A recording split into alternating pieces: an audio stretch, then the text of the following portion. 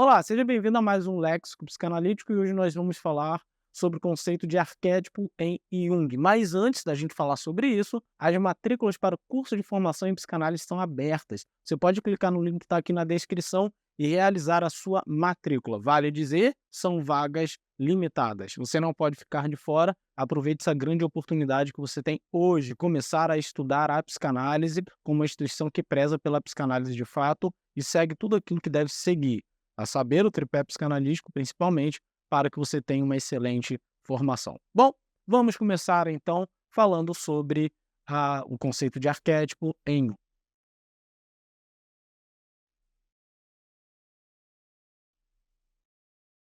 Vale dizer que Jung, né, para muitos era discípulo de Freud, o que não é de fato verdade, mas é uma forma de se dizer que não tem problema nenhum.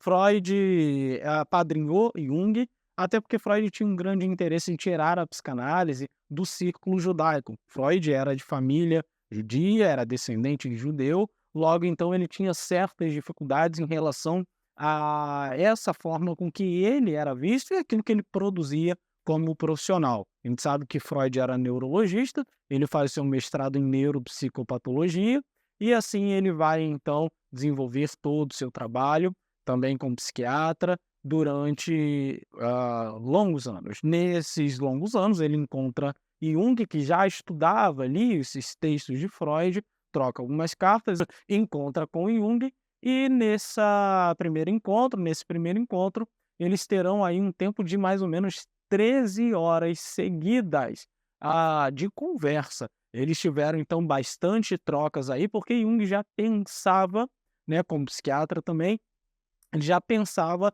sobre muitas questões psicanalíticas daquele tempo. Estudiosos dizem que nessa mesma conversa já surgiram algumas ponderações, alguns pontos que cada um defendia de maneira um pouco diferente. Mas Freud, como eu disse, ainda assim tinha o interesse de que o Jung ele fosse, então, vamos dizer assim, aquele que levaria a psicanálise para fora desse círculo e vai chamar o Jung aí de o príncipe da psicanálise. Isso é muito interessante porque ele nomeia o próprio Jung como aquele que vai seguir os seus próprios passos. Agora, tem um grande problema, é que Jung, com o tempo, ele vai desenvolver os seus próprios conceitos, isso vai entrar em choque com Freud, principalmente em relação à noção de libido. Muita gente acha que eles se separam por conta do inconsciente coletivo, que não é de fato, essa é uma proposta junguiana, mas que é originária do Freud, não com esse nome, né? Porque o Freud fala assim sobre a espécie dos conteúdos e dos aspectos ancestrais, mas esse nome e todo o desenvolvimento da teoria vem a partir de Jung do inconsciente coletivo. Mas é na libido, né, que isso, vamos dizer assim, vai se desdobrar como um motivo para a separação de fato. A libido para o Freud, ela tem um aspecto dual, dualista, enquanto para o Jung a libido tem um aspecto uno, né, e não dividido. Então, toda a participação libidinal da vida do sujeito, ela tem um único aspecto, engloba todas essas posições. Mas a gente vai falar do arquétipo. Por que que eu fiz toda essa introdução?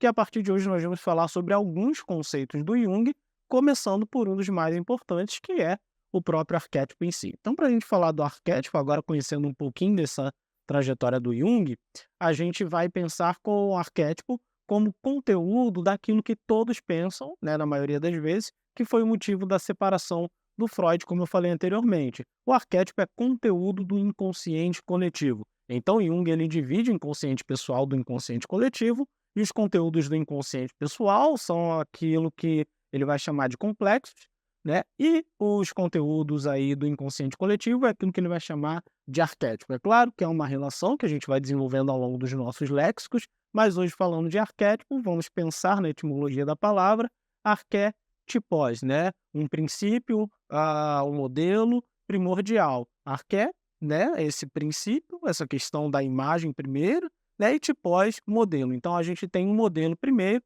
um modelo primordial, ou seja, uma imagem que, vamos dizer assim, gera, né, várias outras imagens. Então, por que arquétipos? Por que arquétipo? Jung vai pensar em alguns arquétipos, sendo então conteúdos do inconsciente coletivo, como aquele grande conteúdo, como aquela grande esfera, né, de aspectos e representações da nossa vida que são impressas ao longo das nossas gerações. E aí, gente, a gente não pode confundir aqui com conteúdo carga genética, né? É claro que isso tem suas implicações, mas a gente não está falando da nossa ancestralidade enquanto a minha árvore genealógica. A gente está falando de ancestralidade enquanto humanidade. Então, seja como você acredita que o mundo começou, né, com Adão e Eva, né, com a, vamos dizer assim, o desenvolvimento do ser humano a partir da evolução, seja como você acredita, tá? A questão é que nós passamos ao longo da nossa vida, da nossa jornada na Terra, por múltiplas, vamos dizer assim, circunstâncias das quais a gente foi vivendo e revivendo, vivendo e revivendo, e isso foi sendo impresso, vamos dizer assim, na nossa carga, né, vamos dizer assim, psíquica humana. E aí o interessante é que, para o Skinner, do behaviorismo, nós nascemos com uma tábua vazia.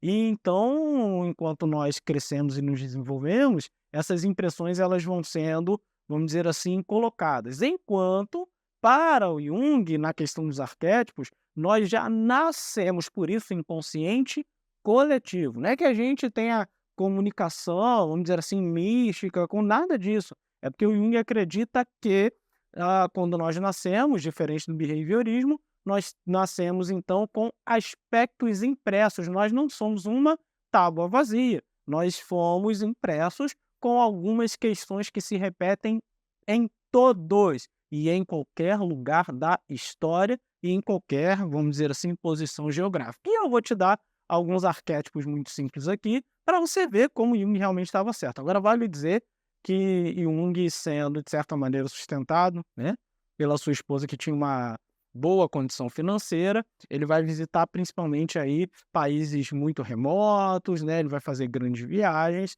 onde ele vai conhecer tribos, né, que não tinham contato, vamos dizer assim, com a civilização como um todo.